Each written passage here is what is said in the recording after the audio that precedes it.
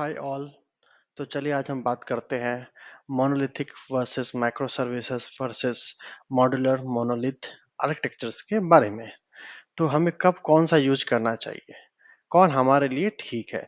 So these are the fact things which comes in our mind. Okay, तो basically ये depend करता है आपका टीम साइज कितना बड़ा है, आपका एप्लीकेशन कितना कॉम्प्लेक्स होने वाला है या हो सकता है, आपका डिप्लॉयमेंट रिक्वायरमेंट क्या है। ठीक है, और सबसे इम्पोर्टेंट बात, आपका जो एप्लीकेशन है उसके अभी से 2 साल के बाद या 1 साल के बाद या 5 साल के बाद या right after the launch scaling needs क्या हो सकती है।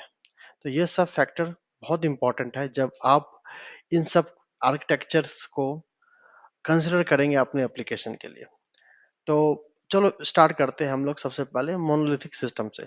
ये सिस्टम बहुत सिंपल है, और ये मैं नहीं बोलूंगा क्योंकि ये सबसे सिंपल है तो यहाँ आप इसको यूज मत करो, क्योंकि ये हमारा नेचर होता है ना, जब भी हम बोलते हैं ये बहुत सिंपल है तो लोग सोचते हैं अरे इसमें तो कुछ खास बात नहीं है, इसको कुछ यूज नहीं कर सकते। ये बहुत इंपॉर्टेंट है, ये आज के डेट में भी उतना ही सिग्निफिकेंट है जितना ये 10 साल 20 साल 15 साल पहले था। ठीक है, so that's what I am going to say. मान लो कि आपको एक क्लाइंट का रिक्वायरमेंट आता है। ठीक है, एक बैंकिंग, मान लो कि बैंकिंग कस्टमर है, उसका एक रिक्वायरमेंट आता है।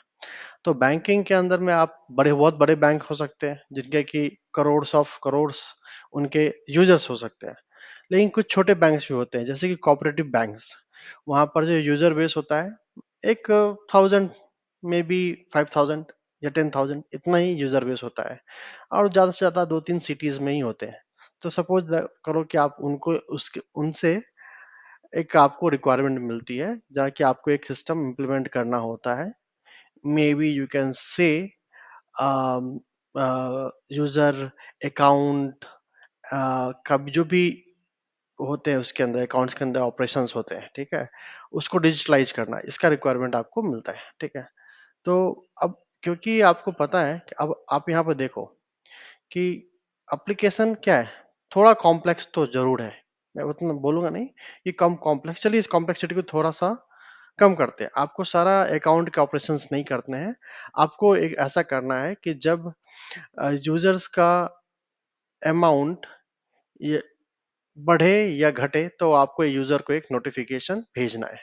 ठीक है, let us do only A this kind of implementation where you have to notify a user when some amount of money is debited or credited into his account। ठीक है, ये बहुत सिंपल रिक्वायरमेंट है, इसके लिए एक सर्विस हमें बनाना है। ठीक है, तो अब देखो ये नेचर ऑफ एप्लीकेशन जो है सिंपल है। ठीक है, अब मान लो कि आपका टीम साइज है 6-7 लोगों का, आई कैन कंसिडर 10 से नीचे मैं कंसिडर करता हूँ स्मॉल टीम। ठीक है, तो मान लो कि आपको 10 मेंबर ऑफ टीम है। ठीक है, उसके ऊपर में से आपको जो इसको बनाना है, it should be A web application, और बैंक ने आपको कुछ भी रिक्वायरमेंट डिप्लॉयमेंट के भी आपको नहीं दिया, तो आप कंसिडर कर लो कि इसको एक सिंगल एप्लीकेशन बना के डिप्लॉय करना है। ठीक है, अब स्केलिंग नीड्स ज्यादा नहीं है, जैसे मैंने बोला कि मैक्स टू मैक्स यहाँ पर 5,000 या 10,000 ही कस्टमर हो सकते हैं, इससे ज्यादा नहीं होंगे कभी भी। ठीक है, तो यहाँ पर आप कंकरेंसी भी देख लो तो बहुत कम ही होगा।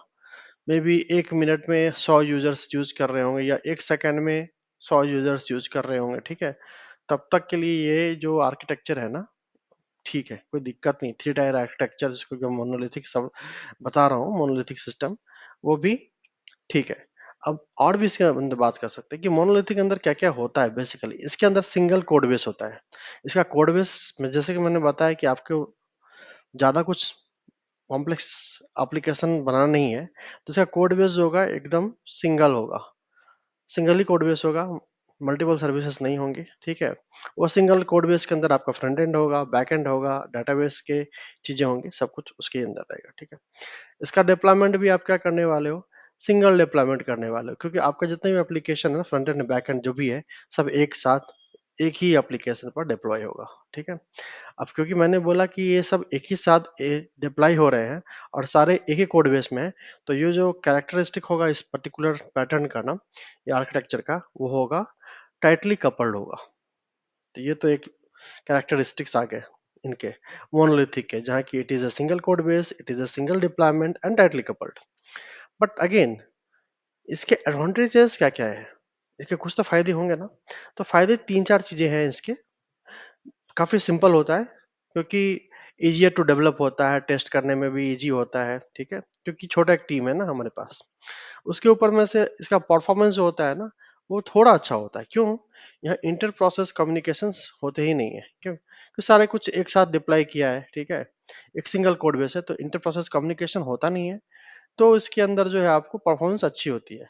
हाँ, डाटाबेस एक चीज है जहाँ की आप कॉल करते हैं, वो आप किसी भी आर्किटेक्चर में जाओ, आपको डेटाबेस सर्विस से कॉल होगा ही, वो यही एक कॉल है जो बाहर जाएगी, ठीक है। उसके ऊपर में से लेकिन इसके डिसएडवांटेज क्या क्या है? मान लो कि स्केलेबिलिटी एक प्रॉब्लम है। मान लो कि आज ये चलो 5,000 यूजर के लिए तो ठीक है, समहाउ कि ये जो छोटा कोऑपरेटिव बैंक है या एक बहुत बड़ा बैंक बन जाए, somehow late us say that, तो कल उसके नीड 1 लाख यूजर्स का है, तब आपको इसको इम्प्रूव करने में, इसको स्केल करने में बहुत परेशानी आने वाली है। मेंटेनेंस क्या होगा? मेंटेनेंस का जो इशू है ना, हालांकि एप्लीकेशन छोटा है, मेंटेनेंस उतना इशू नहीं रहेगा, लेकिन जैसे जैसे चीजें थोड़े से बड़े होंगे ना इसके अंदर में, मान लो कि आज आपने नोटिफिकेशन के लिए किया है, जैसे जैसे इसकी फंक्शनलिटी ज्यादा होंगी, वैसे वैसे इसको मेंटेन करने में दिक्कत ज्यादा आएगी। देन अगेन, डिप्लॉयमेंट अभी क्या है कि एक सिंपल ही, मान लो कि एक छोटा सा कोड चेंज किया, एक लाइन का कोड चेंज किया, ठीक है मैंने, उसके लिए मुझे पूरा का पूरा एप्लीकेशन फिर से डिप्लॉय करना पड़ेगा, ठीक है। सो डिसएडवांटेजेस क्या क्या आ गए इनके? स्केलिंग में इशू होगा, मेंटेनेंस का इशू होगा, एंड डिप्लॉयमेंट में भी प्रॉब्लम आएगी, ठीक है। अब इसको कब यूज कर सकते हैं? जब आपका टीम बहुत छोटा हो, एप्लीकेशन का जो नेचर हो सिंपल हो और छोटा हो, और आपको बहुत रैपिडली डेवलपमेंट करना है, ठीक है। मान लो कि रिक्वायरमेंट ऐसी है कि जहाँ आपको 2-3 स्प्रिंट में ही पूरे का पूरी चीज डिलीवर करनी है, तो ये सब चीज आप इस पर्टिकुलर आर्किटेक्चर को फॉलो कर सकते हैं, क्योंकि ये सिंपल है, ठीक है। तो ये तो बात हो गई monolithic system की। What about microservices? See, I will tell you, in all these three you see right here, जो कि तीसरा पैटर्न है हमारा मॉड्यूलर मोनोलिथ, इसके बारे में भी हम बात करेंगे। ये तीनों जो है ना, इसमें से सबसे ज्यादा इंपॉर्टेंट क्या है? Micro services architecture. लेकिन ऐसे बहुत कम ही सिस्टम्स होते हैं जो प्योरली माइक्रो सर्विस होते हैं, उनका आर्किटेक्चर पूरा पूरा माइक्रो सर्विसेज होता है। कहीं ना कहीं जाके वो एक माइक्रो सर्विस और मॉड्यूलर मोनोलिथ का हाइब्रिड हो जाता है, या फिर वो एक मॉड्यूलर मोनोलिथ हो जाता है। कई बार मैंने लोगों को ये बोलते सुना है, उनका एप्लीकेशन रहेगा मॉड्यूलर मोनोलिथ, लेकिन वो बोलेंगे it is a micro service in nature, ठीक है। क्योंकि होता क्या है कि आपको इस तरह के रिक्वायरमेंट्स नहीं मिलते कि आप है ना फर्स्ट टाइम में ही सारे कुछ एक माइक्रो सर्विसेज में बना दो, ठीक है। या फिर कई सारे एग्जिस्टिंग प्रोडक्ट होते हैं, उनको फुली 100% माइक्रो सर्विस में कन्वर्ट करना भी एक डिफिकल्ट चैलेंज आती है, तो लोग हाइब्रिड अप्रोच पर चले जाते हैं, ठीक है। तो अब हम माइक्रो सर्विसेज के थोड़ा कैरेक्टरिस्टिक्स के बारे में बात करेंगे, ठीक है। So now you see, this whole thing is very much decoupled in nature. So देखो, in this picture you can see user service is decoupled from payment service. Payment service is again decoupled from user service and catalog service.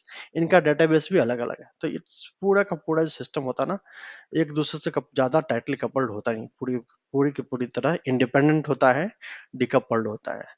और क्योंकि ये independent और decoupled होता है, इसके अंदर inter service communications के स्कोप काफी ज्यादा होते हैं, ठीक है। उसको अचीव करने के लिए कई सारे टेक्निक्स होते हैं।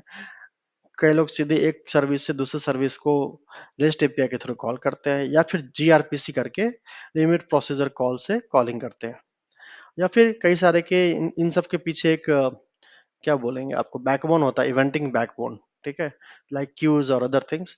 तो उसके थ्रू ये एक दूसरे से कम्युनिकेट करते हैं। तो ये तो इनका कैरेक्टरिस्टिक्स हो गया। इनके एडवांटेजेस क्या क्या है? तो देखो, स्केलेबिलिटी एक एडवांटेज है। अब चाहो तो मान लो कि इस तीनों को मैं इंडिपेंडेंटली स्केल कर सकता हूँ, ठीक है। पेमेंट सर्विस मान लो कि यूजर सर्विस के अंदर में, या फिर कैटलॉग सर्विस रखो, catalogue service will be highly used, even user service will be also used. So let us say that it is a e commerce web application, okay. So उसके में क्या होगा, यूजर लॉग इन करेगा, तो एक time पे e-commerce में बहुत सारे लोग लॉगिन करते हैं, ठीक है?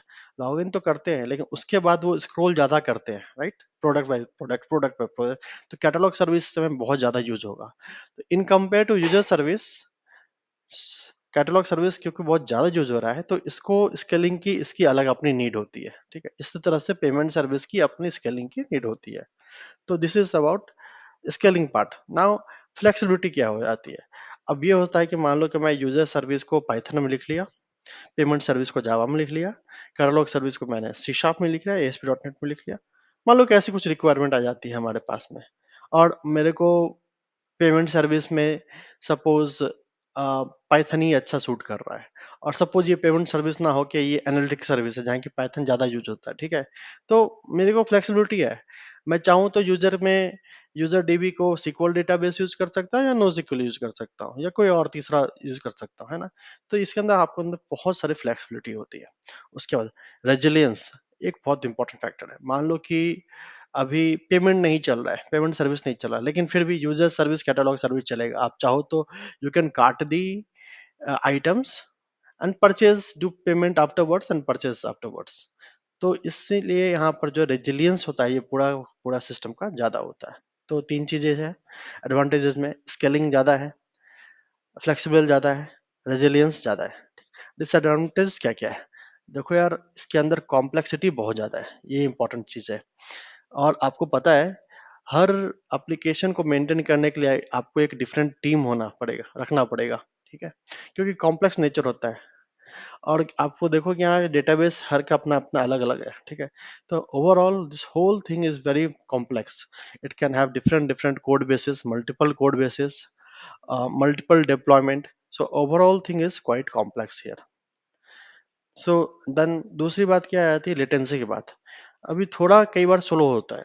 मान लो कि अब एक एप्लीकेशन जो है, एक सर्विस जो है, सॉरी एप्लीकेशन बोलने के लिए, it can be application as well again.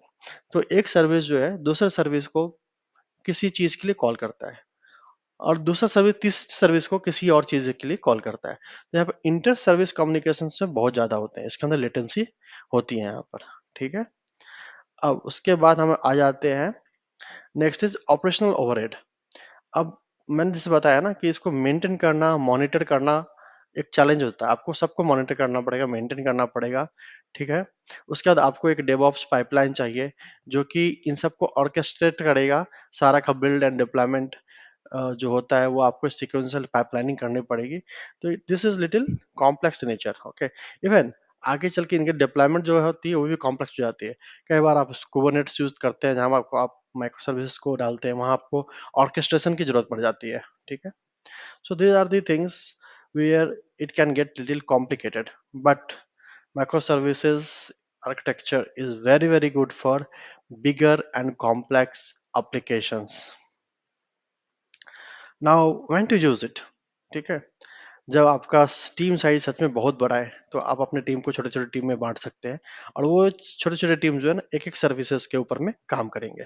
Generally क्या होता है, क्या डोमेन ड्रिवन डिजाइन फॉलो किया जाता है। जैसे कि मैंने पहले एग्जांपल बताया ना, बैंकिंग, तो बैंकिंग एक डोमेन है, उससे ई कॉमर्स एक डोमेन है, ठीक है? तो जब आपको रिक्वायरमेंट आती है तो आप डोमेन समझते क्या होता है। अब मान लो कि ई कॉमर्स के डोमेन में क्या, कैटलॉग एक अलग सब डोमेन है, पेमेंट एक अलग चीज है, यूजर मैनेजमेंट एक अलग चीज है, ठीक है? तो आप डोमेन को समझेंगे, उसके अनुसार आप डिजाइन करेंगे सारे फंक्शनैलिटी को, छोटे छोटे सब डोमेन्स में बांटेंगे, और हर सब डोमेन जो है एक सर्विस बन जाएगा, ठीक है? तो ये जो है इसके बारे में है।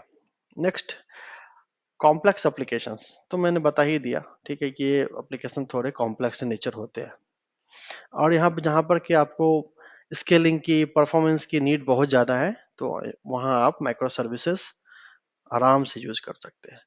अब हम बात करेंगे तीसरी चीज की, मॉड्यूलर मोनोलिथ। मैं अपने एक्सपीरियंस में बताऊं तो कि मैंने अधिकतर एप्लीकेशंस पर जो काम किया है, ठीक है, दो वी से it is a module micro services, but basically it is a modular monolith, okay?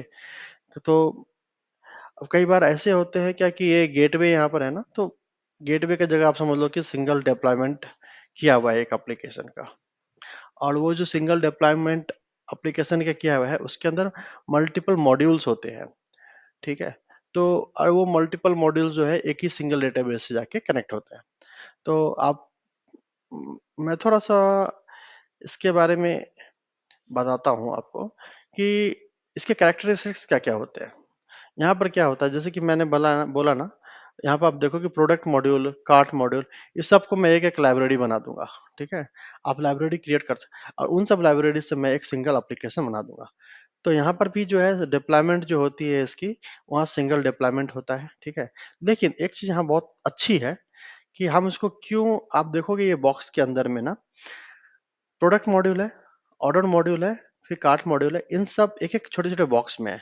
और जब ये एक दूसरे से कम्युनिकेट करते हैं ना, तो डायरेक्ट टाइटल कपलिंग नहीं होता है यहाँ पर। दे communicate each other with each other over a very well defined interfaces। Okay, तो कल ये हो सकता है, कल मान लो कि आप चाहो तो प्रोडक्ट मॉड्यूल को निकाल के एक सेपरेट सर्विस बना दो, ऑर्डर मॉड्यूल को एक सेपरेट सर्विस बना दो, आप चाहो तो इसको एनहेंस कर सकते हो माइक्रो सर्विसेज में आराम से। इतने लेवल ऑफ, इस तरह का जो इसको डिजाइन किया जाता है, और इतना लेवल का जो है सेग्रीगेशन होता है एक दूसरे मॉड्यूल्स के और लाइब्रेरीज के अंदर में। ठीक है,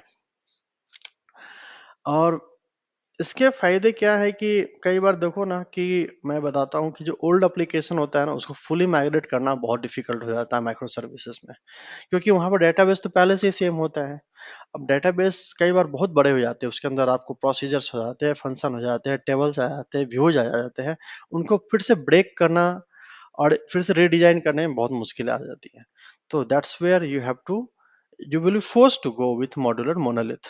ठीक है, which is where single deployment of whole application will happen, but application will be having very fine well defined libraries inside it, which can further be enhanced to a new microservices। ऐसा होता है इसके अंदर में। ठीक है, इसके अंदर रिफैक्टरिंग बहुत इजी होती है, इसका परफॉर्मेंस बहुत अच्छा होता है, क्योंकि ये एक डिप्लॉयमेंट सिंगल है ना, लेकिन मॉड्यूल अंदर में अपने आप से या अपने दूसरे से ओवर ए इंटरफेस कम्युनिकेट करते हैं। तो क्या होता है, कम्युनिकेशन बॉक्स के बाहर तो नहीं जा रहा है। ठीक है, इसीलिए यहाँ पर जो है परफॉर्मेंस ज्यादा बेहतर होता है। ठीक है, ये ये बेसिकली किनके लिए, जिनकी टीम साइज बहुत बड़ी नहीं लेकिन बहुत छोटी भी नहीं, मीडियम टीम साइज है, उनके लिए। And tomorrow this application can grow, today it is not grown, so let us say today there is no need to scale this application, I am fine with certain amount of users accessing the application, which one single particular deployment or a single service can cater। तो मैं modular monolith कर दूंगा। हो सकता है कल मेरे को slowly but consistently user base बढ़ता रहेगा, तो फिर मैं फिर से इस पूरे आर्किटेक्चर को रीडिफाइन करते रहूंगा, इनको ब्रेक करके छोटे छोटे माइक्रो सर्विसेज बनाता रहूंगा। So this is a balance of simplicity and modularity. Okay, I think we have covered this three concept well in this video, and if at all you have any questions, just comment on this and I will get back on that। So आज के लिए खत्म करते हैं, तब तक के लिए धन्यवाद।